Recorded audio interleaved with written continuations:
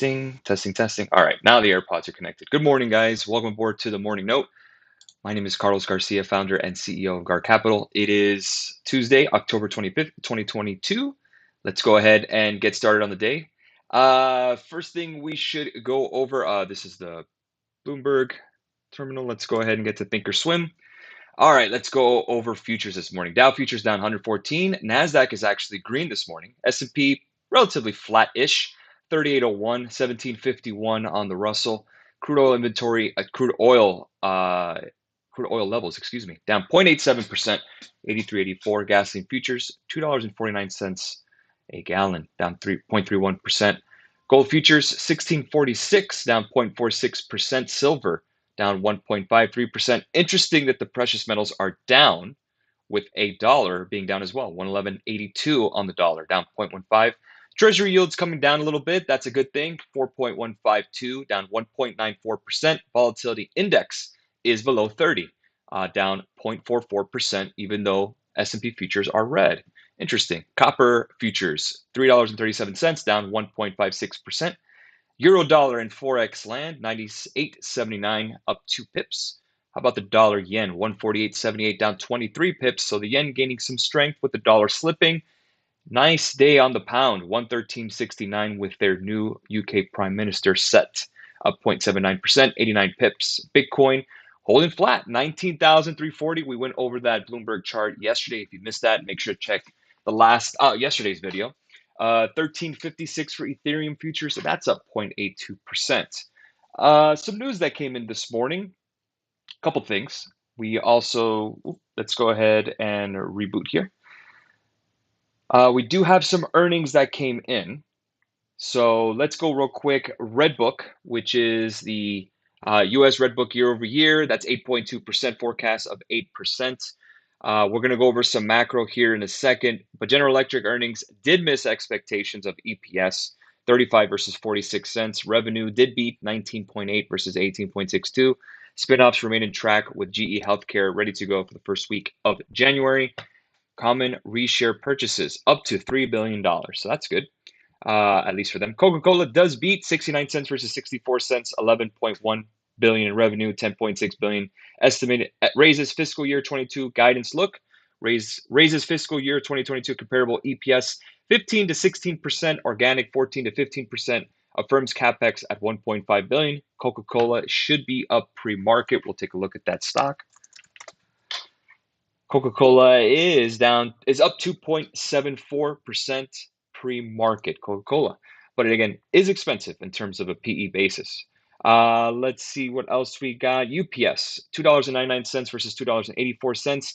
That is a beat. Revenue did miss, 24.2 billion versus 24.3 billion. Affirms fiscal year 22, 102 billion versus 101.7 billion. That's the revenue. Adjusted operating margin 13.7. The prior of these comparisons, 102 billion versus 13.7. So again, the guidance is exactly the same. Fiscal year 22 capex 5.5 billion prior to 5.5 billion. That's the capex that they split. So again, keeping the revenue forecast in check, cutting down on costs. That's a good sign for UPS, which is also something to look forward to in Amazon, because if you're pricing in Amazon as a logistics company, then UPS would be its peer.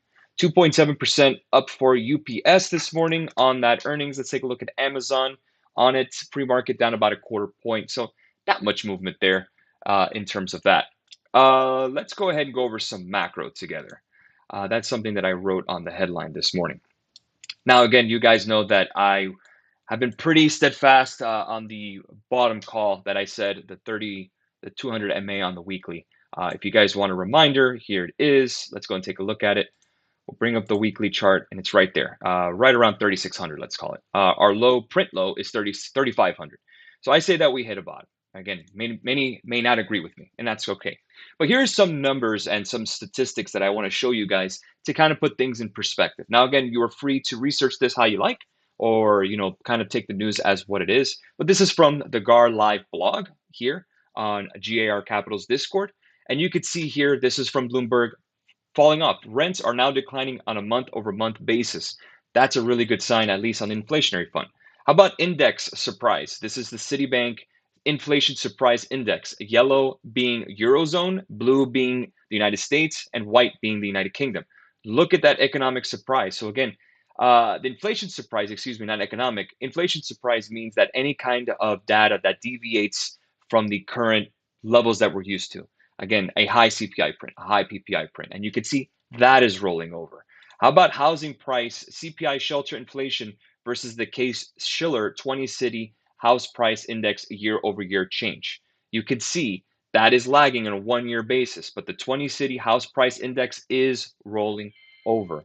So here you are. Let's see here. United Health kicks off 7-part dollar deal for GCP. I don't know what that is. So we're going to keep it moving.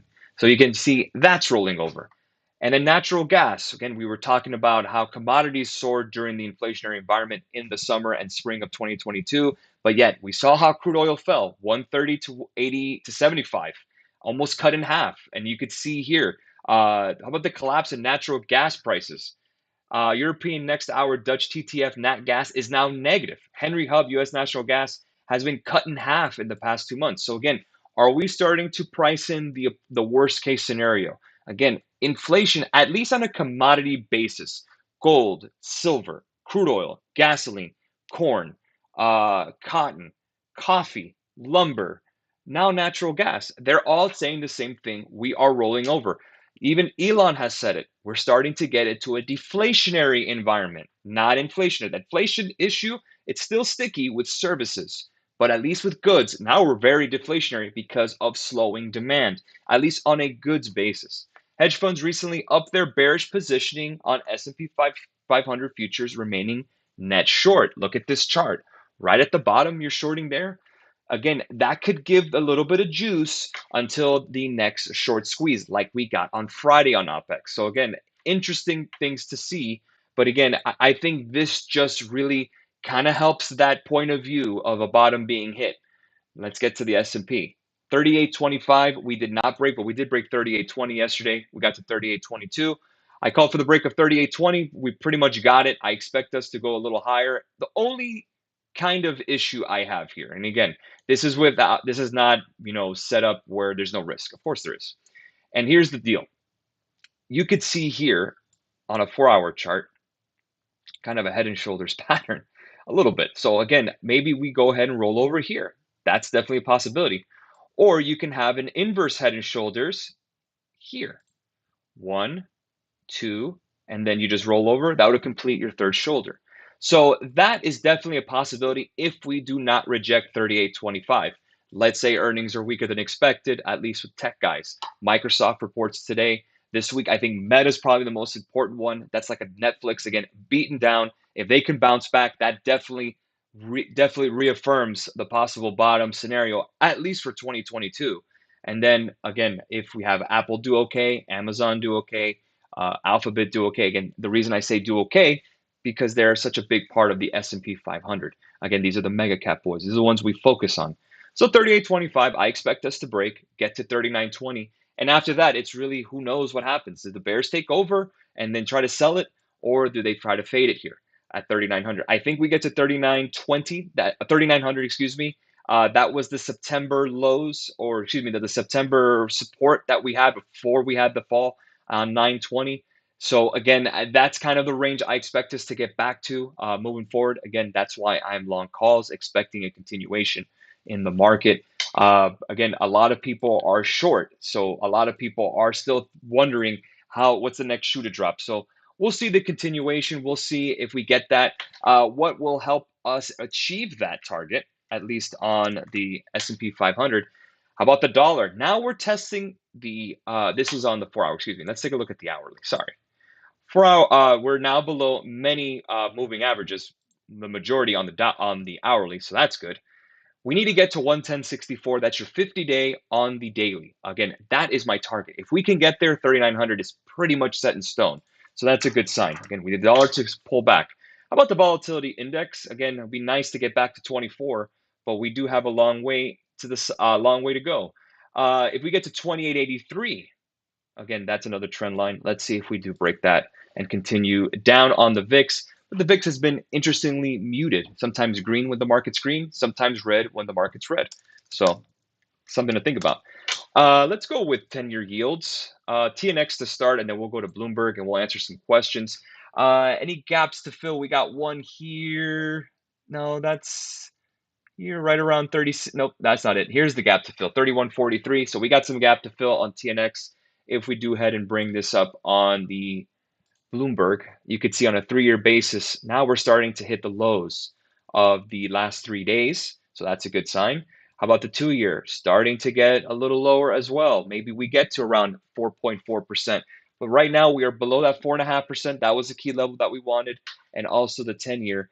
I wish the 10-year was below 4%. That would be a little more of a help to equities, but it's heading in the right direction, which is exactly what we are looking for. So there you go. Markets will pump until Apple earnings. They miss and back down. Short then turn positive, turn for midterms into Christmas rally. That's a hell of a setup. I mean, that is definitely possible. Oh my God, that sounds creepily detailed, and it's definitely possible. Apple with dollar headwinds, with overseas forex currencies, consumer demand. I mean, we know that Apple's the bellwether. You're paying so many times off earnings to own that name, a premium, kind of like Coca-Cola. You know that they have cash. You know that they're growing. But the question is, are you paying too much for that growth? Let's take a look at Apple with the chart. I was targeting 150 when we were doing yesterday. We were talking in a meeting with the team right around 148. I said, yeah, we should get to 150. After that, we'll see where we go. That seems to be key resistance here. If you're going on a daily basis, on daily chart, 150, 116, that's your 100-day moving average. Pretty good resistance there. 155 would be your R2. 156, let's just say, that's right below the 200-day. But again, if we can break out of this little range here above 150, we should ignite a little higher, at least at minimum, take that 100. But again, with earnings, anything is definitely possible. We could definitely retest 140, 176. But the key level is that we're above the 20-day on the daily. So again, momentum is to the upside with some nice green shoot daily candle on Apple. But thanks for the comment, Zuko. Let's see what we get moving forward. So many variables at play. I'm still of the camp that the most is priced in. We do have midterms in a couple of weeks or next week. I'm not sure. I think it's next week. But either way, we're going to watch the market. I think S&P futures are about to turn green as we see it. Russell's green, NASDAQ is green.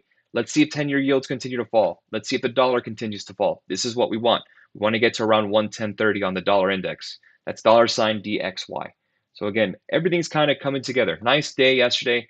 Let's see what we get moving forward. I even tried to short yesterday, Tesla. We broke 200 yesterday, and then we had to cut the trade because it bounced back. You could see that wick coming down. I was expecting a continuation to the downside, but Tesla being a resurgent one, at least lately, I'm glad we got it out. So we do play put sometimes. It's not like we don't, but a difficult one to do in this environment. We'll go ahead and leave it there, guys. Have a great rest of your day. We'll catch you guys tomorrow for the morning note. Cheers.